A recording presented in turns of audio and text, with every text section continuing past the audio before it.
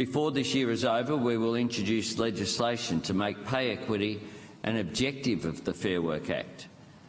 We will create expert panels to give special attention to improving pay in the care as well as the community sector. Alongside the submission we have made to the Fair Work Commission calling for a significant pay rise for aged care workers and committing to funding it. These are all important initiatives on their own. But we also need to recognise a simple reality. The workplace bargaining system in this country is broken. It's not delivering productivity gains for business. It's not delivering wage rises for workers.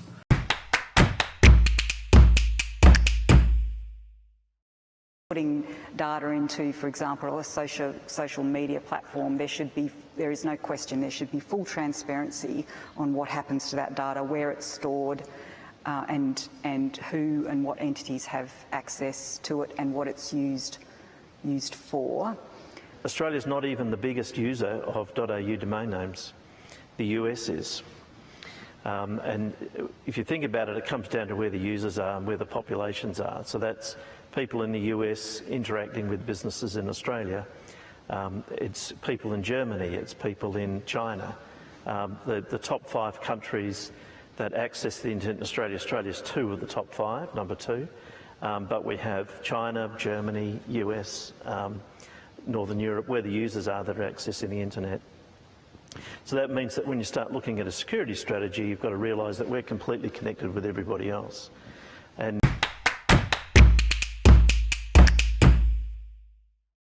we need to be doing it all in all sectors. So as well as the climate bill passing the Senate today, the electric vehicle tax cut will pass the House today. The opposition is opposing the electric vehicle tax cut. I mean, that's a sort of, frankly, I don't mean to be too partisan, but that's the world we're now in. They're opposing a tax cut for electric vehicles. That's just part of the transport transition. We're going to have an EV or a transport consultation paper out in the next few weeks about getting better access to no emissions and low emissions vehicle for Australia, because we're the only developed country apart from Russia without fuel efficiency standards. We want to have a conversation about fixing that. We're cutting the taxes on EVs. Safeguards mechanism may come up. That's how we get emissions down in our biggest emitters. We're not going to reduce emissions as a country unless we reduce emissions from our biggest emitters. Statement of fact. There's been no policy framework to do it. Safeguards is the mechanism to fix that. The other things I would say is that we pushed strongly before the election for the creation of legislated transition authorities around the country so that we can actually have a managed transition, because for a lot of, and the Minister talked a bit about this, about what is the jobs future in these communities, a lot of the jobs might not be in energy, right? They might be in manufacturing, they might be in the service sector, but they might actually be in other forms of mining. We know we have to electrify everything. We know we have to replace the machinery and infrastructure of the economy, and we know we have to shift our approach to land use. And I think there's broad agreement that we have, in many cases, the technological capability to be able to steer into that. Maybe not quite to get to net negative at this juncture, but certainly to be able to start paying attention to what are companies and businesses and governments going to do to start planning what those transition plans are, putting in place what the actual strategies are, and then identifying what those financing requirements are and the technologies that need to go there. So I'm hopeful we have the language and beginning to have the technology. We certainly see a lot of that, but it is urgent, and we probably need to be moving quite a bit faster than we are.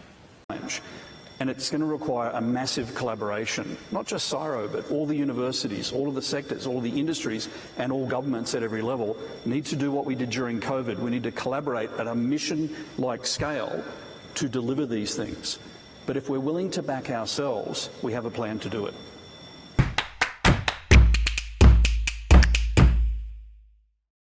Turns out that if you can drive a robot a couple of kilometres under the water to fix a gas pipeline, you can drive that same robot on the moon. So we're developing extraordinary capability in Western Australia around autonomous vehicles, around robotics, and around all those elements that go into essentially transferring great skills and knowledge into the space sector. And that's one of the other great areas that we're looking to diversify our economy too. things just about our culture. We're a very individualistic culture. We don't have the good of the many is more important than the good of the individual as a starting point. Our processes and our systems and our government frameworks are fragmented. We are a federation. The federal government doesn't do what the China central government does and just say this is the way that it will be. So we have to find a way to progress this with which we're comfortable. But at the same time, we need to recognise what are the things that might handicap our ability to get there.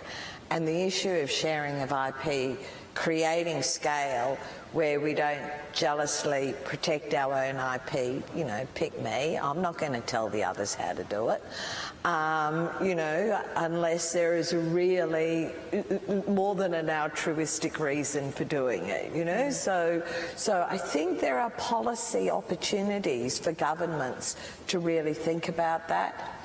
That we are in a global race. Nations are setting themselves up to be the leaders in the use of advanced technology, artificial intelligence, robotics, the use of IoT. And in that context, we also need to acknowledge that we operate in a globally connected world, very particularly a digital supply chain that connects us to the globe. And I think it's a realisation of some of those factors that's important as we think now about what is the composition of the Australian economy in future. Of course, the rate and pace of change of technology continues, and the Deputy Premier made some amazing comments earlier about the nature of our mining industry and how it's attracting talent from around the world.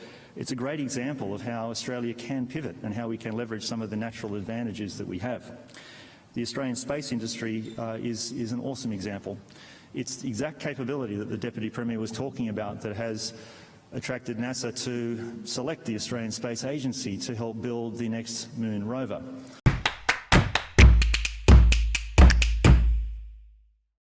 Having the information, and it is your information that moves with you, and you are able to engage with it in a really different way.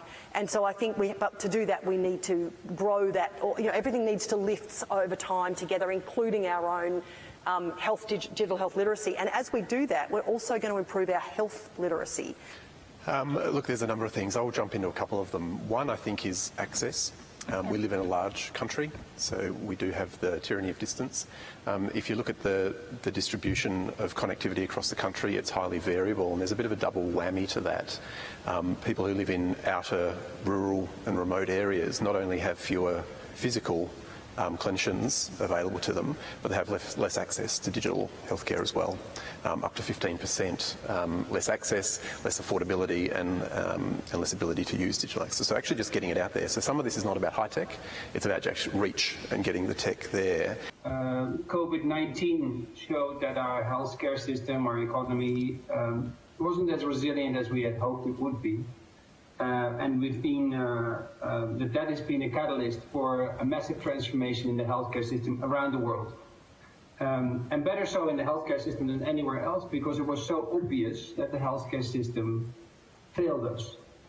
Now, before I say failed us, I also want to say that a lot of things went really, really well during the COVID process in the healthcare system. We've seen massive transformation, massive innovation. The ability of the public and the private sector to work together in ways that were impossible before.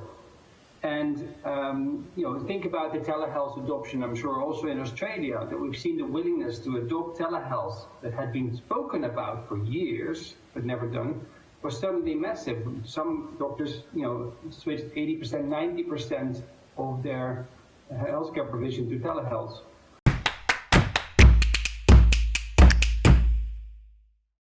Organisation governments everywhere.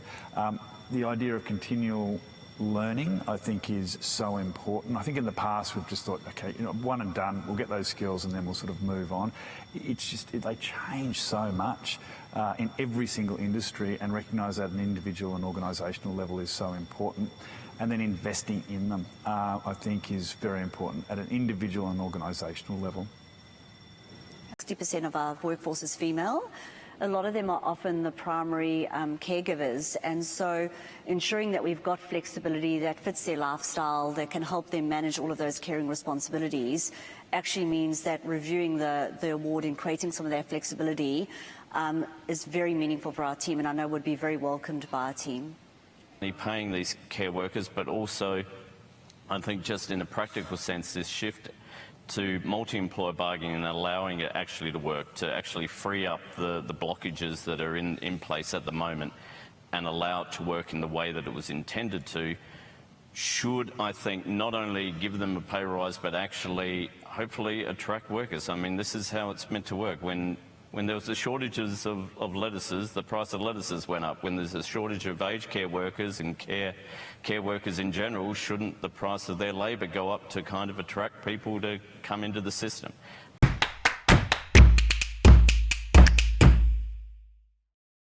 Voice, treaty, truth. This is what Indigenous Australians want. This is our aspiration. As the Uluru Statement from the Heart states, we seek constitutional reforms to empower our people to take a rightful place in our country. When we have power over our destiny, our children will flourish.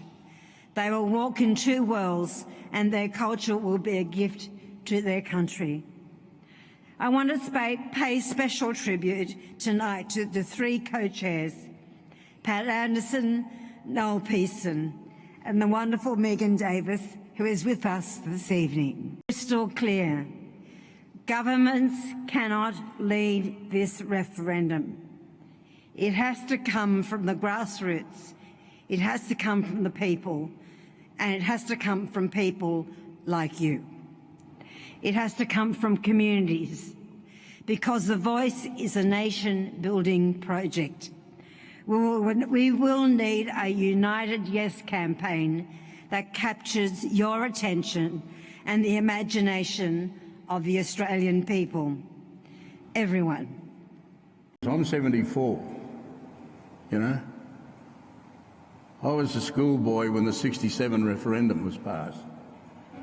Prior to that, I was a non-citizen of this nation. Am I optimistic? Because I believe the Australian people want to see the change.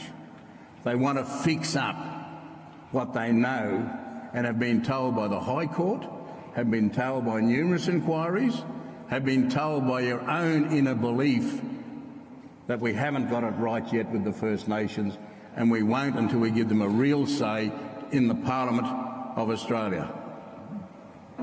Focus on youth, help create and back up those that are working in that space. There are many wonderful people who are, but in some places they need infrastructure and they need ongoing costs to help people deliver deliver those services.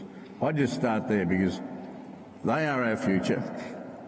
We're working in this space for the future of all Australian youth to have a better relationship and a better country to live within, and to believe that you can dream of anything and you're able to achieve it. And every kid's got to be given that opportunity.